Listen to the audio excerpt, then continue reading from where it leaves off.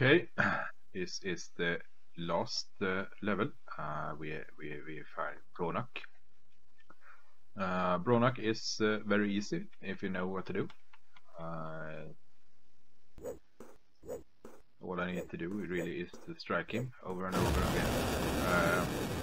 Make sure that we heal ourselves if needed.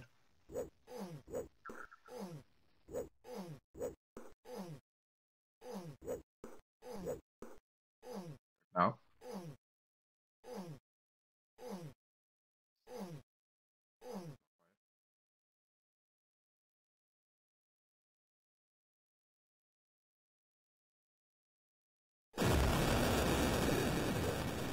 And if you compare him to, let's say, Sanatar the Beholder or any of the other major foes, I wouldn't be able to just face tank them like this.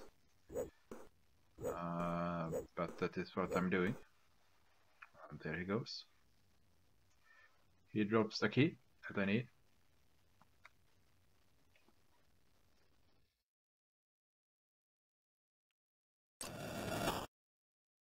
This is the end of the game.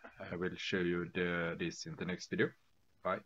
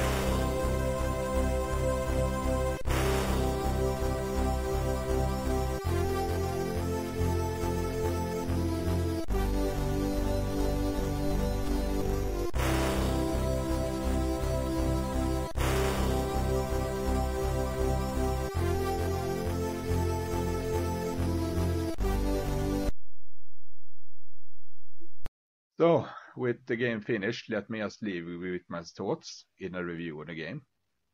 For me, abandoned places belong in the obscure canon of Amiga dungeon crawlers that only few heard of and even fewer finished. And it was actually one of the very last Amiga dungeon crawlers that I finished myself. To me, the game have a significant amount of charm, so I overall enjoy it, but I also have some criticisms that I wish to point out. For starters, I like the overland walking and shop system, and I feel that they were very ambitious for its time. They had this feeling of traveling around the world to visit separate locations. I have seen a lot of criticism of the game's graphics, but I love the picturesque artwork when entering the cities. It's unfortunate that I do not actually need to visit them in my playthrough, so I let them play in the background here. That said, I think that if they remove the shop system entirely, it wouldn't really matter. The best stuff is found in the dungeons sooner or later. I found that there are no way to determine what's better and worse with weapons, since you can't read the stats anywhere in the game in the manual, and you can't see a damage score when you attack monsters. I buy some rings and necklaces, but I can only guess what they do, and for the most part the equipment you buy seems ineffective.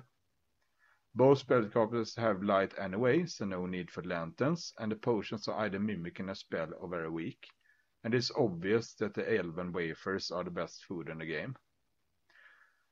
On the overland map, I could tolerate some random encounters, but the maps they used were definitely too large, creating this weird situation where you have to find the lost monster to be able to escape the encounter.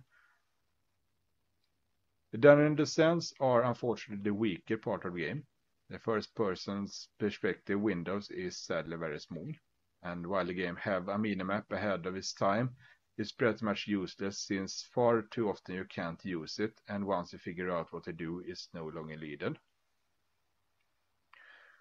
I like the game's introduction and ending, and the flavor text that pop up when you enter cities, but I also wish they had more storytelling in the dungeon too.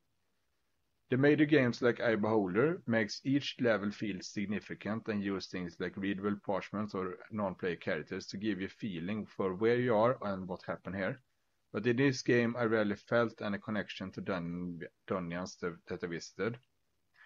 While there are some flavor text here and there, they use it to set up clues and add a little bit of mystery without really giving you a sense of the place you visit.